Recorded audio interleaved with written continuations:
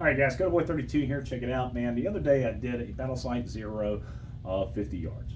I also did a bore sighting video, just a simple show you how to do a bore sight.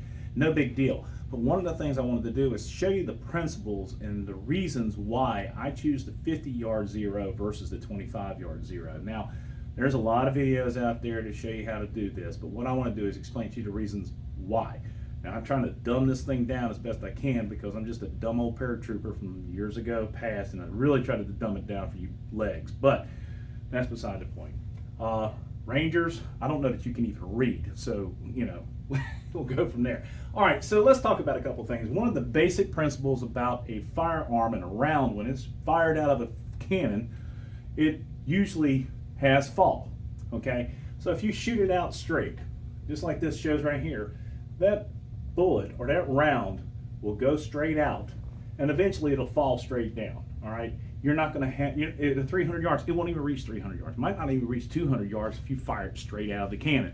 All right, so that's one of the reasons why we do a Battlesight Zero, or you have what they call rise and fall. But the rise is created by canting or elevating the end of the barrel so that you're creating that rise and fall with your firearm. So at a 25 yard, this is pretty simple, okay? 25 yards, your vectoring point, if your sights are 1.5 inches above the bore line or the center line of the bore, you're gonna hit this thing at negative 1.5 inches, all right? And I'm not trying to be overly technical here, and that's not the point of this video. I really just trying to show you the reasonings behind this. And after we get done explaining this to you real quickly, you'll see. All right, and at 100 yards or at 50 yards, you're actually going to be 1.3 inches above your center point of aim. At 100 yards, it's going to be 3.1 inches, 3.9 inches at 150 yards. You're still going to be 3.5 inches at 250 yards or 200 yards, 1.8, and basically right back to your 0 point at 300.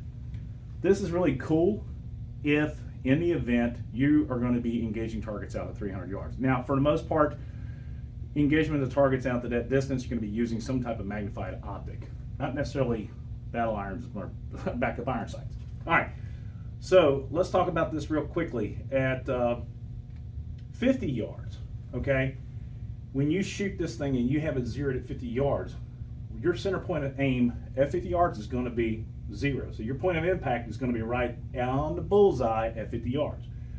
At 100 yards, you're going to be 0.06. Matter of fact, let me put this cup of coffee down. We'll go ahead and draw some hash marks here real quickly so you can see. So this thing is going to go just like this. Just a 1/2 inch over. You're coming back down. You're going to be almost right back on at 150 yards, which is optimal for backup iron sights if that's where your engagement's going to be. I'm not going to engage anything out past that point with backup iron sights. Let me tell you something. If I am, I'll be laying down suppressive fire like it's nobody's business. At 200 yards, you're just going to be basically 1.5 inches below your center point, your bullseye. So at 200 yards, if you shoot somebody in the nose, you aim for their nose, you're going to hit them there. All right? At 250 yards, you're going to have to start elevating if you want to get a pinpoint. But if you aim for somebody's centerline chest, you're going to hit them right there. All right? And the only place that I really see you're going to need to do any super elevating is at the 300-yard mark. Okay? Now, here's the reasons why. The 50-yard Battlesight Zero, in my opinion, is best. And I'm going to show you. It's this. The 150-yard mark, the 100-yard mark, and the 200-yard mark. At 150, you're 3.9 inches, almost 4 inches over, okay? At the 150, on a 50 yard, you're only 0.1 inch, 1/10 of an inch off. You're almost identical here. You are on ball here and right here. This is the best distance if you're gonna be doing engagements, okay? So, guys, this is the reason why I choose the 50-yard Battlesight Zero over the 25-yard, all right? There are a lot of good videos out there. James Yeager had a really good one. It's very simplified, but anyway, well, again, you know, at 100-yard zero, that's what I like to zero in my optics if it's magnified. But you got to look at it from this standpoint too.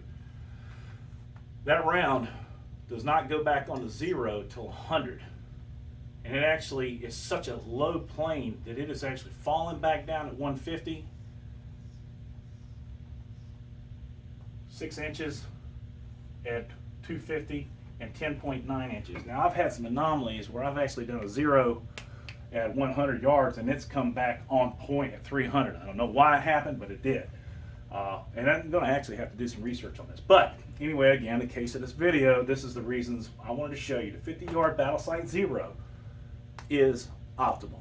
All right. So guys, if you have any questions, please leave them down below. If you like the video, thumbs up. Subscribe if you haven't already done so. It's CodaBoy32. Support the red, white, and blue. God bless America. God bless us men and women in uniform 24/7 for our freedom. But freedom is not free. With a knife hand. Hadn't done it in a long time. CodaBoy32 out.